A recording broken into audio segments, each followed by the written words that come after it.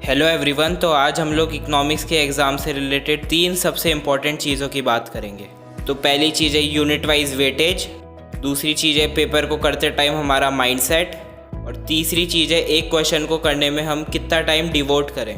तो हमारी 12th की इकोनॉमिक्स में 2 सेक्शन है, पहला है मैक्रो इकोनॉमिक्स और दूसरा है इंडियन इकोनॉमिक डेवलपमेंट। तो टोटल हमारा 80 मार्क्स का पेपर होता है और 20 मार्क्स का प्रोजेक्ट वर्क होता है। उन 80 में से 40 मार्क्स का मैक्रो इकोनॉमिक्स है और 40 मार्क्स का इंडियन इकोनॉमिक डेवलपमेंट है। तो पहले हम लोग बात करते हैं मैक्रो इकोनॉमिक्स की। इसमें पहली यूनिट आती है national income and related aggregates. इसमें हमारा एक chapter basic concepts of macro economics भी इंक्लूड है।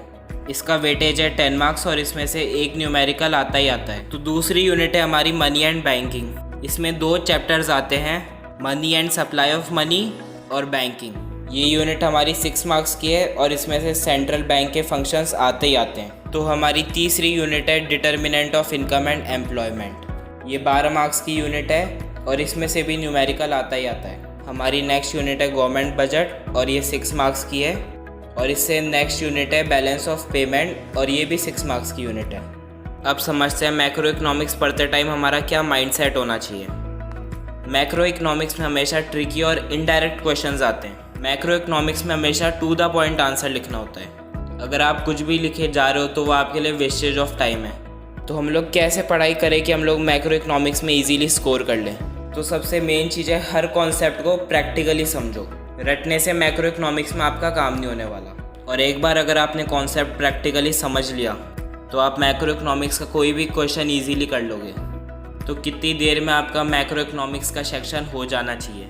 तो मैक्रो इकोनॉमिक्स में आप लोगों को टू द पॉइंट आंसर लिखने होते हैं और इसमें न्यूमेरिकल भी होते हैं। तो अगर आप लोगों की तैयारी अच्छी है तो आपका पेपर 1 आवर एंड 15 मिनट्स में हो ही जाना चाहिए। तो जो आपका पार्ट 2 है इंडियन इकोनॉमिक डेवलपमेंट, इसमें 3 यूनिट्स हैं। तो हमारी जो पहली यूनिट है उसका नाम है development experience and economic reform since 1991।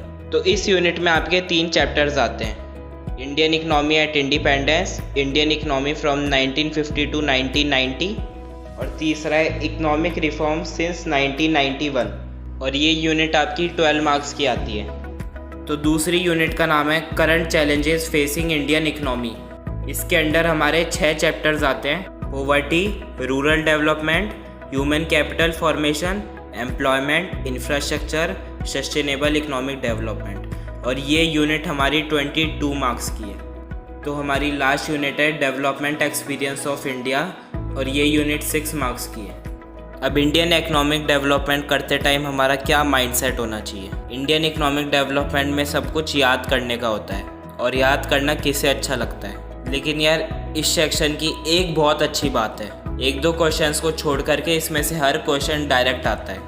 और 1-2 क्वेश्चन जो थोड़े से ट्रिकी होते हैं उनको करने के लिए आपको अपनी अंडरस्टैंडिंग बिल्ड करनी होगी, और इन क्वेश्चंस को करने में आपके 5-10 मिनट एक्स्ट्रा भी लगते हैं। तो इंडियन इकोनॉमिक डेवलपमेंट में हम कितना टाइम डिवोट करें, कंसीडरिंग कि इसमें लिखने का बहुत लोड रहता है और 1-2 क्वेश्चन आपके अंडरस्टैंडिंग पे बेस्ड भी आते हैं। तो ये सेक्शन आपका 1 घंटा 40 मिनट में हो जाना चाहिए अगर आपकी तैयारी अच्छी है तो मैं आप लोगों की कैसे हेल्प कर सकता हूँ। मैं चैप्टर वाइज आप लोगों की अंडरस्टैंडिंग बिल्ड करवा सकता हूँ और मैक्रो इकोनॉमिक्स में प्रैक्टिकली हर चैप्टर को समझा सकता हूँ। तो इस चैनल पे हम लोग आपको इकोनॉमिक्स के मॉड्यूल्स प्रोवाइड करवाएंगे। तो अगर आप लोग वो देखना चाहते हो तो प्लीज़ चैनल को सब्सक्राइब कर लो।